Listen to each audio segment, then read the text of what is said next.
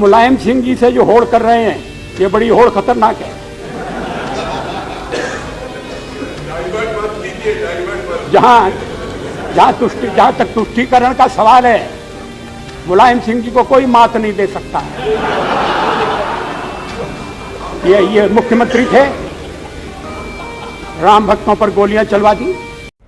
अयोध्या में भव्य राम मंदिर का निर्माण हो रहा है। प्रथम तल का निर्माण पूरा हो चुका है, उसकी फिनिशिंग का कार्य तेजी के साथ किया जा रहा है। जनवरी 2024 में प्राण प्रतिष्ठा समारोह होना है, उसके लिए भी तैयारियां चल रही हैं। अतिथियों के आने की संख्या और उनके रुकने ठहरने खाने पीने की व्यवस्था की भी तैयारियां चल रही हैं। अयोध्या में राम मंदिर का निर्माण ऐसे ही नहीं शुरू हुआ है, इसके लिए हजारों राम भक्तों ने बलिदान दिया है, रक्त बहाए हैं।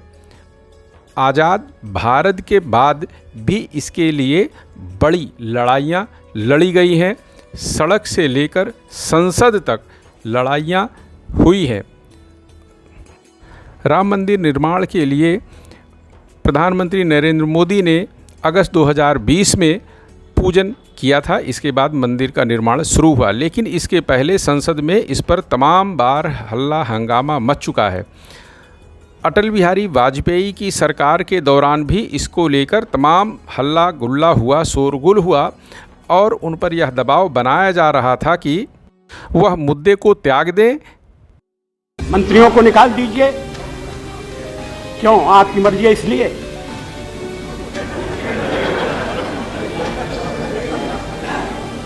आप समझते हैं कि कूट डाली जा सकती है? मैं बोलना नहीं चाहता था इस मामले में। हम अब कहा जा रहा है कि दबाव था। चंद्रशेखर जी भी दबाव के प्रभाव में आ गए हैं। मेरा मतलब है शब्द के प्रभाव में। मैंने किसी दबाव में ऐसा कहा है। अध्यक्ष महोदय जो मुझे जानते हैं, मेरी प्रकृति से परिचित हैं, वो इस बात को स्वीकार नहीं करेंगे। नहीं, अटल के साथ बिहारी भी हूं।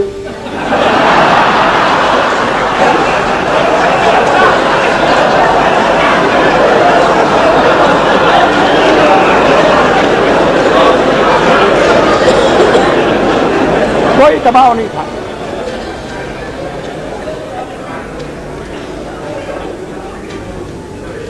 पार्टी को मजबूत करने के लिए उस मामले को फिर से उठाना जरूरी था, यह भी गलत है। उत्तर प्रदेश के चुनाव आ रहे हैं, चुनाव भी बहुत दूर हैं। चुनाव की तैयारियां सब दल कर रहे हैं, वो बात अलग है। लेकिन उसके कारण चुनाव आ रहे हैं, उसमें लाभ मिल जाए इसलिए यह मामला उठा दो, सवाल ही पैदा नहीं होता। अध्यक्ष महोदय, ये अटकलबाजियां बहुत हो रही हैं। ये भी कहा कि अडवाणी जी त्यागपत्र देने को तैयार थे और इसलिए ये मामला उठा दिया।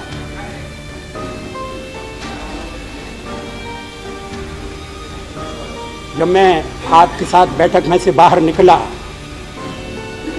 तो मीडिया ने घेर लिया। अगर किसी का दबाव था तो मीडिया का दबाव था। सवाल पूछे गए थे, सवाल का जवाब न दिए जाएं तो प्रश्नों को टाल गए हैं। एनडीए में गड़बड़ शुरू हो रही है, मुझे कहना पड़ता है कि नहीं हो रही। अब इस पर आपत्ति की जाती है।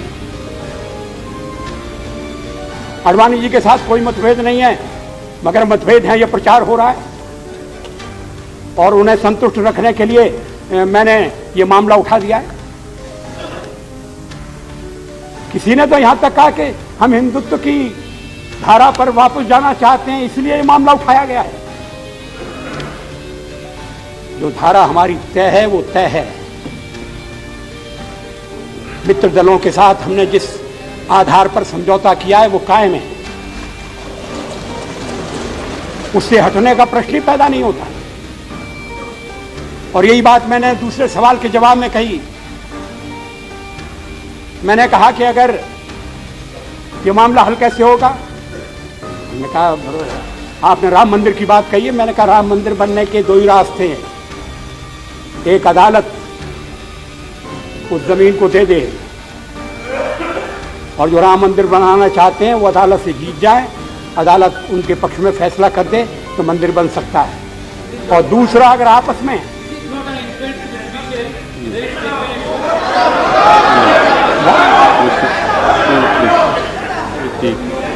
आई एम सॉरी, और दूसरा रास्ता ये है कि हिंदू मुसलमान आपस में बैठकर कोई समझौता कर लें और फिर मंदिर बनने का रास्ता खुल जाए, मस्जिद बनने का रास्ता खुल जाए। हमारे मुख्य प्रतिपक्ष के लोग और इस मामले में मुलायम सिंह जी से जो होड़ कर रहे हैं, ये बड़ी होड़ खतरनाक है। जहां तक तुष्टीकरण का सवाल है, मुलायम सिंह जी को कोई मात नहीं दे सकता। ये मुख्यमंत्री थे, राम भक्तों पर गोलियां चलवा दी, सारे उत्तर प्रदेश में कर्फ्यू लगा दिया,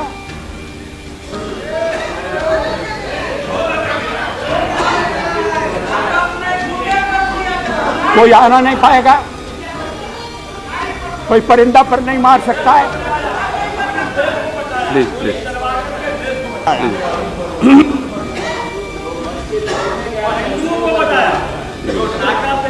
दुनिया के सारे मुस्लिम देशों में मंदिर टूटे हैं, उन मंदिरों की भी हिफाजत हमने की। ये तो आपने बहुत अच्छा काम किया, लेकिन ये सवाल ऐसा नहीं है जिस पर राजनीतिक दलों में होड़ हो। जब सोमनाथ में फिर से मंदिर बना,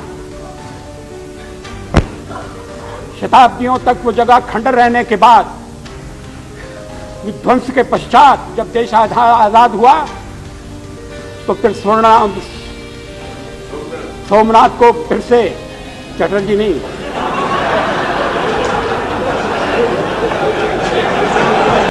राष्ट्रीय भावना के अंतर्गत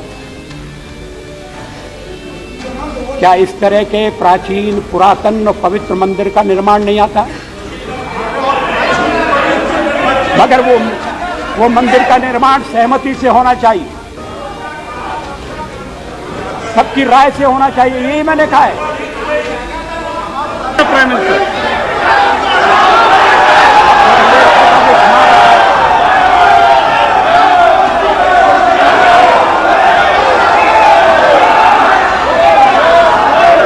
माननीय प्रधानमंत्री जी ने जो बाबरी मस्जिद के आकार प्रकार और जो मंदिर शिलान्यास के बारे में कहा, शायद जो तथ्य उनके पास आए हैं वो त्रुटिपूर्ण हैं और सही नहीं।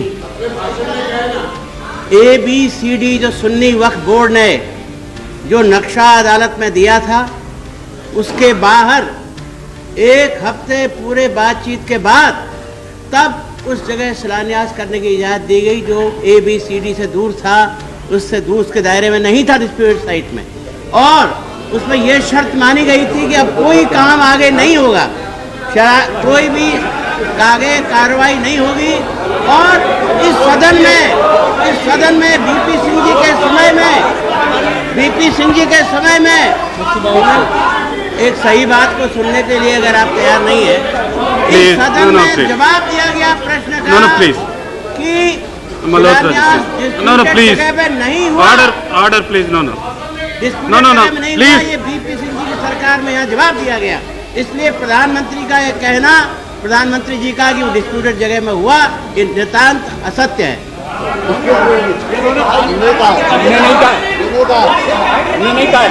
प्लीज, आप बैठ जाए प्लीज। मिस्टर चिमनमानंद स्वामी, प्लीज आप बैठ जाइए। अध्यक्ष महोदय, अभी सरकार ने फैसला किया है कि भगवान महावीर की 26वां कल्याणक जन्म मनाने के लिए एक राष्ट्रीय समिति का गठन किया जाए। अलग अलग दलों के अलग अलग विचारों के व्यक्ति उसमें शामिल हैं। हम मिलकर उसे मनाने का कार्यक्रम बना रहे हैं। अगर मैं ये कहूं कि महावीर भगवान इस तरह के समारोह को मनाने का प्रयास राष्ट्रीय भावनाओं को प्रतिबिंबित करता है तो गलत होगा? क्या परिभाषा करना चाहते हैं आप? आखिर तो भावना का सवाल है। और मैं आपको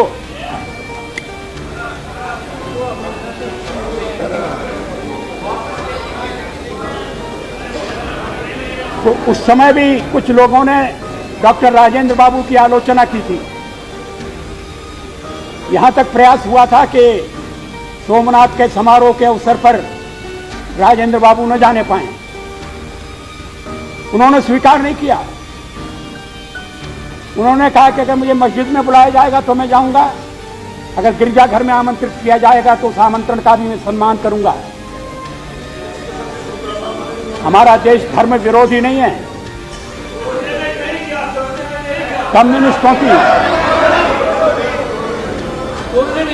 कम्युनिस्टों की विचारधारा अलग है, लेकिन सर्वधर्म समभाव, हर धर्म के प्रति आदर का भाव, बराबरी का भाव, बराबरी का आचरण में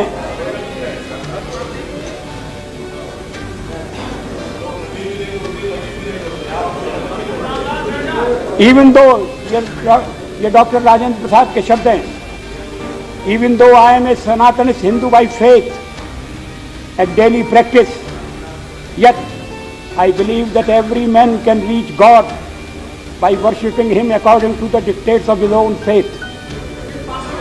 Not only have I respect for all religions and their places of worship, but I also go to them to pay my respects whenever possible. Whenever there is an opportunity, I go to Dargah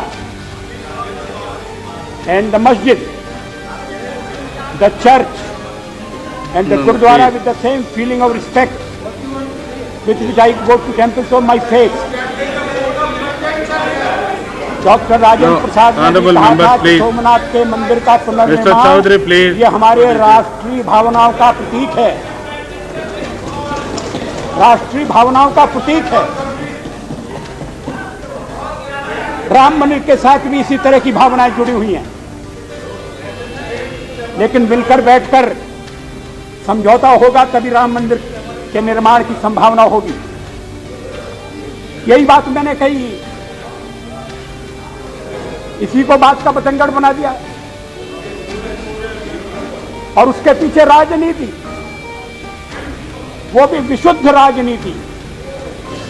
राजनीति में थोड़ी सी मिलावट होती है, लेकिन इस खेल में कोई शुद्ध राजनीति के अलावा और कोई खेल नहीं था। कोई एक्सप्लेनेशन देने की जरूरत नहीं है, मगर मुझे दुख है कि मेरी ईमानदारी पर शक किया गया है।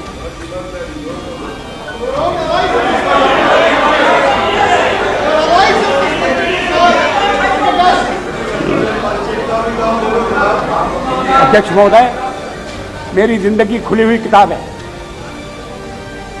मेरे विचारों से मतभेद आप रख सकते हैं और मतभेद के विषय भी मैं छुपाता नहीं हूं, लेकिन ये कहना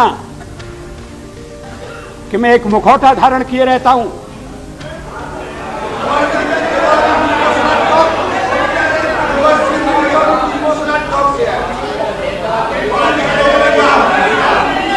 जो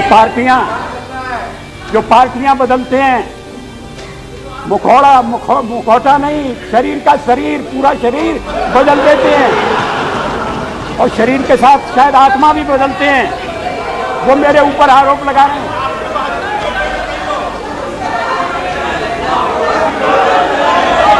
अध्यक्ष महोदय, प्लीज मेरे ऊपर, जैसा मैंने स्पष्ट किया,